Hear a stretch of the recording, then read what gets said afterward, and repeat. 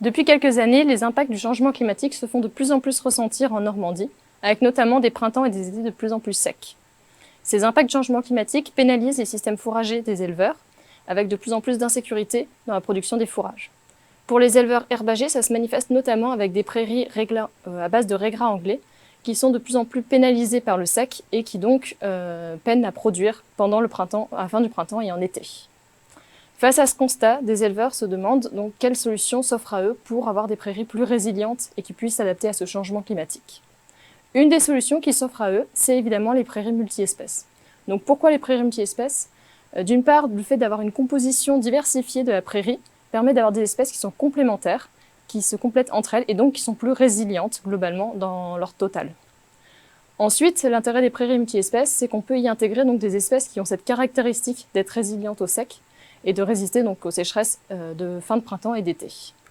Donc là-dessus, les candidats sont nombreux. Je pense notamment à la fétuque élevée, au lotier, la chicorée, le plantain, également la luzerne en mélange dans les prairies qui peut être intégrée.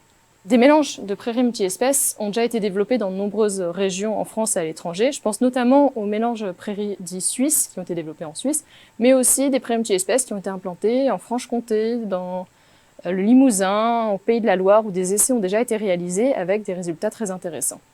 Cependant, ces mélanges qui ont été pensés et testés dans d'autres régions se développent de plus en plus en Normandie et on n'a pas forcément toujours du recul pour savoir s'ils sont adaptés au contexte pédoclimatique normand et si toutes ces espèces vont réellement pouvoir tirer leur épingle du jeu dans le mélange et s'implanter de manière pérenne dans les prairies.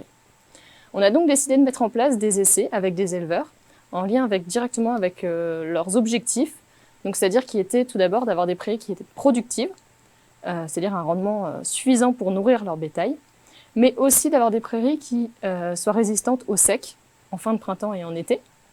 Et pour finir, des prairies qui puissent avoir vocation à devenir pérennes si la flore se maintient et que le rendement est encore intéressant et le fourrage intéressant pour les animaux. Donc plus précisément, c'est 5 fermes que l'on suit dans le cadre de ces essais, avec 11 parcelles suivies sur les 5 fermes. Chacun des mélanges sont différents puisque c'est les éleveurs qui choisissent eux-mêmes le mélange qu'ils souhaitent implanter selon leurs objectifs, leur contexte et les contraintes qu'ils ont sur leurs parcelles.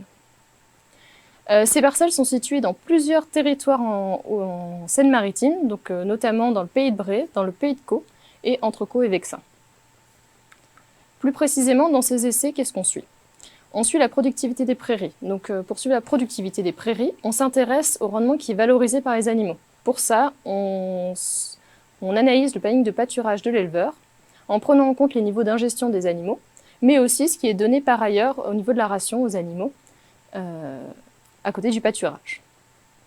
On s'intéresse également à comment s'implante la prairie, comment les espèces se comportent au tout début de l'implantation, comment le couvert se développe, et aussi, au fur et à mesure des années, comment ce couvert évolue et comment la flore de la prairie va évoluer. Donc pour ça, on réalise des relevés de la flore au printemps et à l'automne chaque année, sur chacune des parcelles. Ensuite, on étudie également la valeur alimentaire de ces fourrages pour vérifier qu'ils correspondent bien aux besoins du troupeau, donc avec des analyses de valeur alimentaire au printemps et à l'automne sur chacune des parcelles chaque année.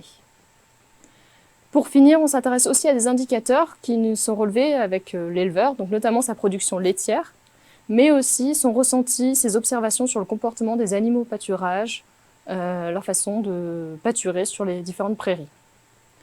Par ailleurs, on s'intéresse aussi à l'état de santé du troupeau et on va s'intéresser donc à des indicateurs sur la santé du troupeau et comment ça évolue.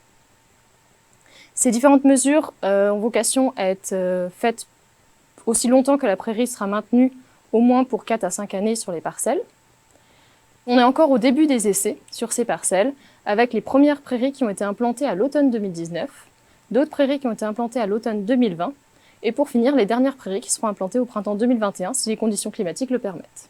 Donc on est encore au début de l'essai, on n'a pas encore de résultats consolidés qu'on peut partager, même si on a de premiers résultats qui viennent des prairies de l'automne 2019. Mais nous avons vocation à partager tous les résultats au fur et à mesure qu'on pourra les consolider, et vous pourrez les trouver de manière accessible à tous, à tout éleveur que ça pourrait intéresser en Normandie, donc sur le site du réseau des CIVAM normands.